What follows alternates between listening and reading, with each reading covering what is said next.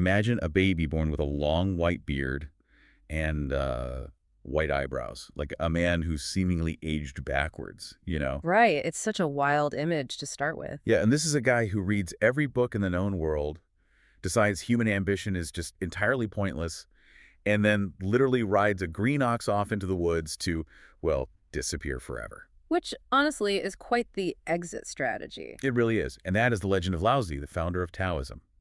So today we are doing a deep dive into a really fascinating breakdown from a YouTube transcript by Mr. and Mrs. Gao. We're basically unpacking his 2.5 millennia-old survival guide. Exactly. We're going to explore how his deeply counterintuitive ideas about, doing nothing might actually be the ultimate secret to navigating our modern super chaotic world. It's a really radical framework. I mean, we are so conditioned to believe that more effort and more visibility automatically equal better results. Right, the whole hustle culture thing. Exactly. But history offers a very different perspective, provided you are willing to look at the invisible forces that are actually shaping our reality. Okay, before we track down where that green ox went, a quick mandated message for you. To access more advanced researches, applications, and our latest published personal intelligent multi-agent deep value intelligence, welcome to explore and join the deepvalues.ai community. And if you're looking to monitor the broader financial environment, we have a resource for that too. Right. To track total market temperature, welcome to search and download the iOS app Buffett Indicator from the Apple App Store. And just a quick housekeeping note on the information we share. Yes, disclaimer time. All analysis is based on publicly available sources and may be subject to revisions or differing interpretations. All contents from this channel is for information and research purposes only and does not constitute investment advice. So please conduct your own due diligence before making investment decisions. Exactly.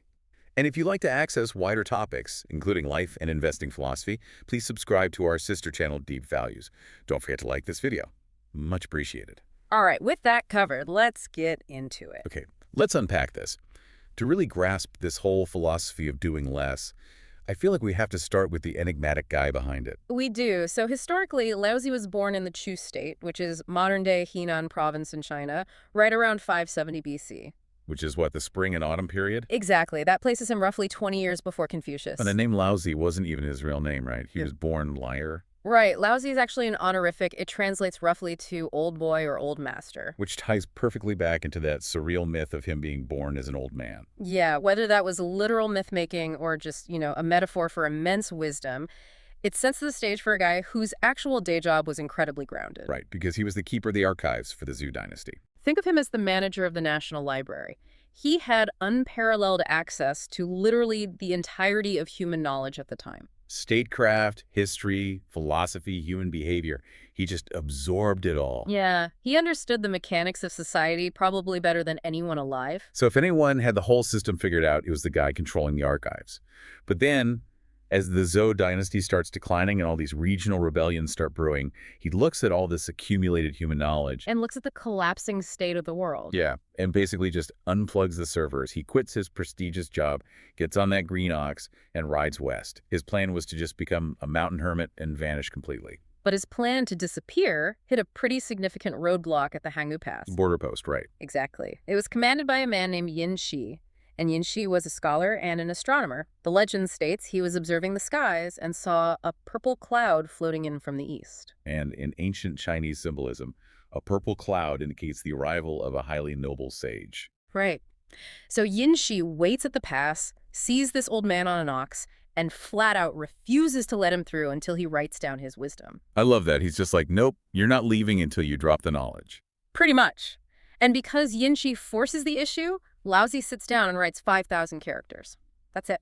Just 5,000 words. And that becomes the Tao Te Ching. Yes. Divided into the Tao, meaning the way, and the Te, meaning virtue. 81 short chapters. And afterward, he leaves the pass and is literally never seen again. It's crazy to think that without Yin Shi's intervention, Taoism wouldn't even exist as a textual philosophy. It wouldn't. Laozi never took students in the traditional sense, He didn't start a school. So the entire tradition was built by followers who read those 5,000 words way after he was gone, making Yin Shi basically the first true disciple. Exactly. But trying to summarize the mechanics of the entire universe in just 5,000 words, it seems impossible. Oh, totally. And Laozi actually addresses that directly. Yeah. Like, the very first line of the book throws you right in the deep end. He says, the Tao that can be told is not the eternal Tao. Right. Another translation of that is the name that can be named is not the eternal name. It just forces humility immediately. It really does. Laozi is establishing right away that the ultimate truth of the universe cannot be captured by human language. Because language relies on categorization, right? Yeah. On putting things into neat little boxes. But the Tao is the box, the room, the house, and the space outside all at once. Yes. The moment you try to define it, you limit it, and you've completely missed its true nature. The source material brings up a modern analogy that I think makes this much easier for us to visualize today. Oh, the dark matter thing. Yeah. Here's where it gets really interesting. The Tao functions a lot like ancient string theory or dark matter. Right. Like, we can't observe dark matter directly, right? Right, it's invisible. But astrophysicists know it mathematically has to exist because its gravitational pull shapes everything around it. It's literally holding the galaxies together. What's fascinating here is that in chapter 25, Laozi describes the Tao in almost exactly those terms. Really? Yeah, he calls it a chaotic, formless thing existing before the universe itself. Independent, endless, the root of all things, and entirely invisible to our five senses. That is wild. And he builds on this origin story in chapter 42, explaining how this unseen force actually created reality. He says, Tao engenders one engenders two engenders three engenders all things. So it's basically the fundamental law of operation for existence. Exactly. But you have to remember, Laozi's text is not linear at all. He starts with, I can't explain it, then later jumps to, it existed before time, and then outlines how it mathematically generated the universe. You can't just read it front to back like an IKEA instruction manual. No, not at all. The thoughts are scattered like puzzle pieces. You have to assemble them yourself to sort of feel the shape of the whole philosophy. You have to digest it as a whole to understand the ecosystem you're operating within. Okay, so if this invisible, dark matter-like force dictates all of reality, the immediate question for you listening is, well, how are you supposed to interact with it? And Laozi is brutally honest about our place in this system. In chapter 5, he writes, Heaven and earth are not humane. They treat the myriad creatures as straw dogs. I mean, straw dog sounds incredibly dismissive. It does, but it refers to these woven grass figures that were used in ancient rituals. During the ceremony, they were treated with immense reverence. Afterward. The moment the ritual concluded, they were tossed aside and burned. They possess no intrinsic value.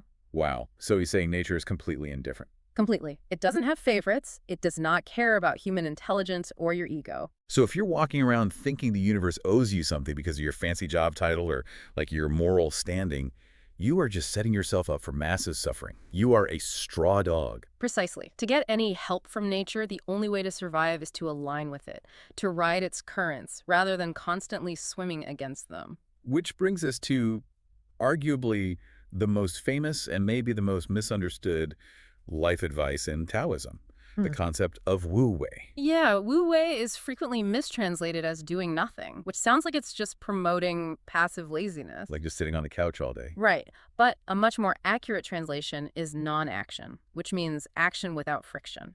It's the refusal to artificially change objective reality through sheer willpower. So you accept nature's arrangements and act in accordance with the flow of things, rather than trying to force some unnatural outcome. Exactly. The text illustrates this with physical metaphors that make a lot of sense. Like if you stand on your tiptoes, you look taller for a minute, right? Sure, but your calves will burn out pretty fast. You can't stand like that all day. Exactly. Or if you take massive stretching strides, you might walk really fast for a block or two, but you will exhaust yourself before you ever reach your destination.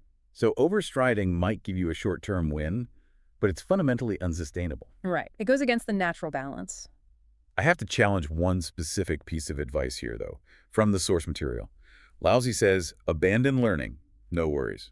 Yeah, that one trips a lot of people up. It feels totally counterproductive. Like, why would we want to be ignorant? For anyone listening who is actively trying to improve their skills or stay relevant in their career, why deliberately choose ignorance? Well, we have to look at the motive behind the learning. Laozi observed that a lot of obsessive knowledge gathering stems purely from anxiety about an unpredictable future. Okay, that's fair. Think about the analogy from the source material.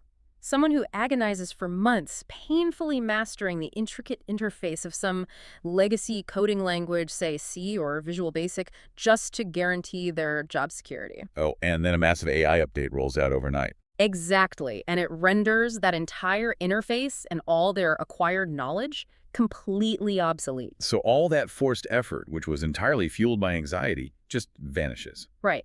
The suffering was to acquire knowledge that became useless anyway, because they were trying to control a future that just cannot be controlled. That makes sense. So he isn't advocating for incompetence. Not at all. True seekers of the Tao strip away useless, anxiety-driven knowledge until they reach a state of natural action.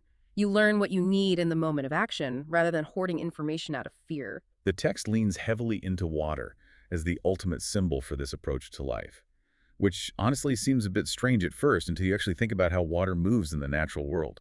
Water is really the closest physical representation of the Tao. It's incredibly soft and yielding. It never fights an obstacle directly, but instead adapts to the shape of whatever container holds it. And crucially, water always flows to the lowest point, Right. It naturally settles in the places no one else wants to be.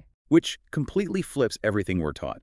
While everyone else is fighting to climb the corporate ladder and stand at the very peak, water just calmly flows down to the valley. Yet, despite staying low, water is profoundly powerful. Over time, it carves through solid rock. It can destroy entire mountains. The source notes this really profound dichotomy Laozi makes. Softness equals life, and hardness equals death. It's true. Think about a living body or a green plant. They're supple, they're flexible.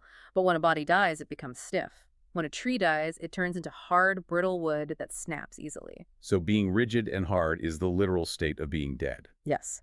And the ocean is considered the king of all waters specifically because it stays lower than all the rivers, which allows all the rivers to naturally flow into it. So applying this to our own lives, how do we actually practice wu-wei in a society that demands we constantly prove our worth? Well, it means deliberately concealing your talent. The text says great perfection seems flawed, great skill seems clumsy. Because displaying your talent everywhere just makes you a target. Exactly. In a modern workplace, the reward for doing your work really well and really fast is usually just getting everybody else's work dumped on your desk. Oh man, isn't that the truth? Zhuangzi, who was a later Taoist philosopher that really expanded on Laozi's work, captures this perfectly with his story of the crooked tree. Right. The carpenter in the forest. Yeah. Carpenter walks through a forest and sees these magnificent, straight, thick trees. And what happens? They immediately get chopped down to build houses. The useful ones die first. Yep. Then he sees slightly thinner ones, and those are chopped down to make chairs. But the carpenter walks right past the crooked, gnarly, twisted tree. Because it has no obvious utility to him. It's useless, so it's ignored. Exactly. The useless tree is the only one left alone to live a long, natural life. So what does this all mean for us? I mean, it completely flips modern hustle culture on its head. Our instinct is always to polish ourselves, show off our resume, prove we are the sharpest tool in the shed. But Laozi warns us that the sharpest tool gets used the most and consequently wears out the fastest. To truly grasp why Laozi was pushing this whole sort of transparent person agenda, we really have to look at the brutal historical era he was living in. The spring and autumn period. Wow. It was an era of constant bloody warfare. States were continually invading each other, betraying one another. It was chaos. So Laozi's philosophy isn't just like abstract poetry for people meditating in the woods.